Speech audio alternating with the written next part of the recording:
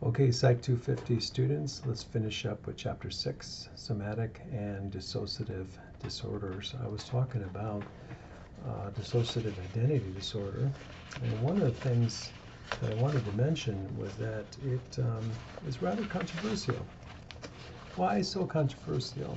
Well, some people would claim because they've never seen it before, like myself in a clinical practice of nearly 20 years, it doesn't exist.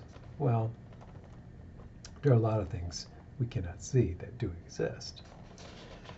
But we've had some famous cases over the years that have caught our eye and attention. One of those being the case of Sybil.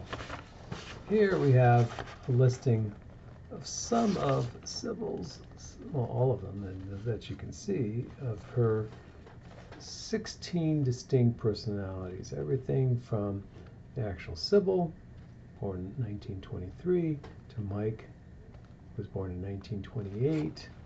And each one lists a variety of different birth dates, genders. Some have names, some have descriptions, some have preferences, some describe how they looked differently. The story of Sybil is quite interesting because a book was written by her clinician. A movie's been made, at least a couple versions of the movie. And just recently, within the last few years, another book came out called Sybil Exposed, where there seems to be some evidence that the initial case that we knew as Sybil was actually falsified. The story is that Sybil was a real person. She was working as a teacher of art. She went into therapy. She happened to mention different parts of her personality. Her therapist got excited. A lot of times we want to do things to make other people like us. So if her therapist got excited about different parts of me, maybe I could mention other parts of me. And a lot of us have a lot of different dimensions. I'm your professor. I'm also Spider-Man, as an example. Well, you know how sometimes you tell like a little lie and it gets bigger and bigger and bigger the more you support the lie, and you never meant it to get that out of hand? That's exactly what happened to Sybil and her therapist.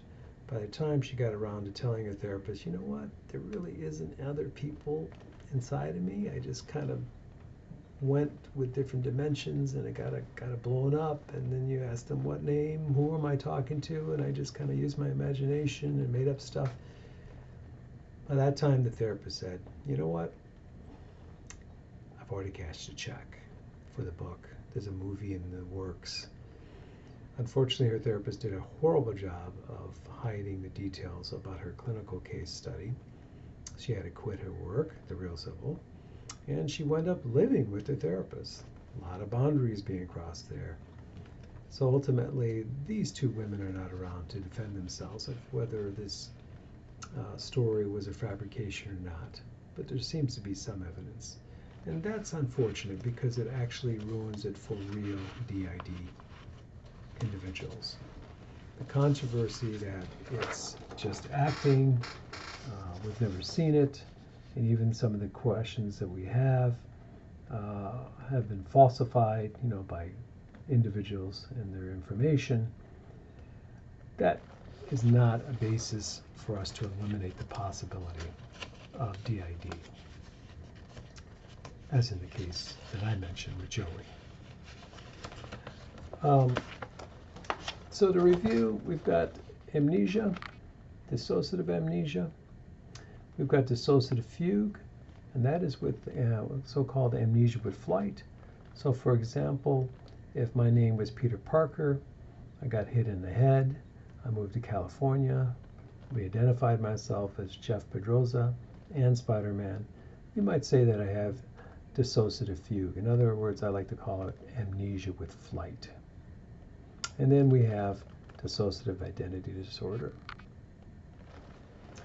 Unfortunately, the movies really confuse the issue when they have a character in a movie, a so-called dissociative identity character, at the end of the movie, kind of give the little wink, wink, with the idea that he or she has fooled the audience into thinking that they have more than one personality just to get away from responsibility for a crime. which is most unfortunate. Here's the description of dissociative fugue, where some people literally have moved location, traveled to a new location, and forgotten their past lives. Now, you may ask yourself the question, is this something that can be faked? And the answer, of course, is, of course it could be faked. Why would you want to move and change your name and establish a new life? Maybe you don't like your old life. Maybe you don't like the person that you were with or the family that you had, and you can do a do-over. So we've had people try to fabricate that too, which muddies the water. So the question is, what starts these dissociative disorders? What are the origins of them? And I kind of reviewed that a little bit about the notion of how stress can play a role in us disassociating from our present circumstances. And I hope that none of you have a dissociative depersonalization issue because we're going online now with these videos. That would be most unfortunate.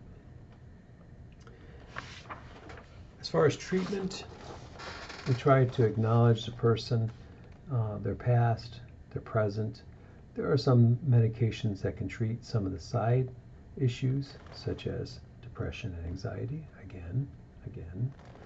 And the idea is, for example, with a DID individual, is to fuse their sense of selves altogether. Acknowledge there's different people, but they don't need all those people in their lives, disrupting their lives, obviously when they lose time and they can't remember what they did or what they said, but actually find a healthy component of their personality and allow them to lead their lives, right? Fusing the other ones together, so to speak. I think Trudy Chase, in a book called When Rabbit Howls, is a good example. Trudy had over 90 personalities in her DID disorder, and she describes how disruptive it was for her to be a businesswoman and then wake up the next morning in a hotel next to a strange man and having no idea how one memory was going to a business appointment and the next she's in a different location, almost as if she was transported against her will. The book itself is interesting if you get a chance to read it, When Rabbit Howls, because it's written by her and her different personalities. So the writing style is a little bit different. I believe she was a real case of DID, right? So what I'd like to do with the remaining time is to share my review with you. One of the questions you've already seen from Chapter 5, but I'll show it to you again to remind you. And I have a new question for Chapter 5 too. The question that we reviewed before is to describe the sensitive dentist story that we heard last week. What was a related disorder, and what did the dentist do to deal with this issue? And of course, I had personal connection with this particular dentist. The second question is the new question, and that is describe the difference between the cognitive behavioral versus the sociocultural approaches to stressors. Besides distinguishing between those two schools and how they approach their views and treatment of stressors, I want you to give me some solid examples, especially those that may apply to you. Now the questions from Chapter 6 are here. Describe the case study of joy, which you heard previously. What disorder was involved in this case study, and how did joy meet or not meet the criteria for this particular disorder? Again, with these questions all being 5 points each, I want you to be explicit. It's not like you have a time crunch where it's like, oh, you only have so much time to write this information down. You can start processing your answer now, jotting some notes, forming an outline of your question, and when I actually give you the actual exam with actual questions, you already have your answer pretty well thought out.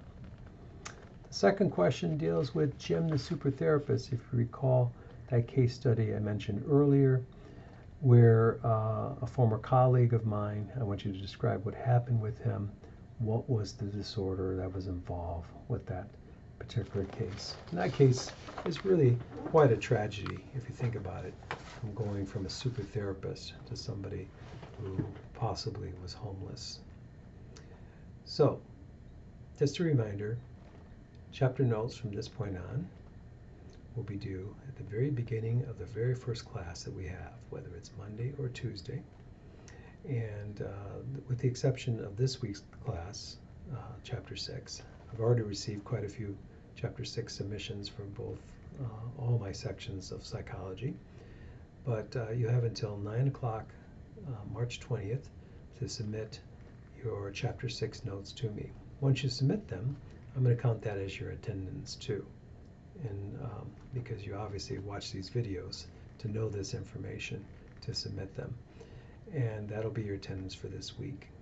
Next week, again, submitting them, I would say by the end of the class period time. So if you don't get it right at 7:05, if you're a 7:05 class, you'll have until about 8:30 to submit them. So if you're smart, you're going to submit stuff early, so you don't have to worry about, oh, I have to get up and click that button and submit or take the pictures. And of course, the technology won't be working at that particular time because everybody's trying to do it at that time. You know how weird stuff happens. Then if you do it early, you don't have to worry about it. It's already done. So I'm going to have you keep up with your notes. Once I get your notes, I'll send you an email saying stamped. That indicates that you've got the points for that. That's how I'm going to be doing it from now on. I've already started noting that some people have submitted and they've got the attendance recorded as well as the notes recorded. I hope that you're enjoying these videos. They've been an adventure for me to make, and I'm going to be making some more for next week, but one day at a time. So thank you for your attention. Stay healthy and happy, and always stop and smell the churros.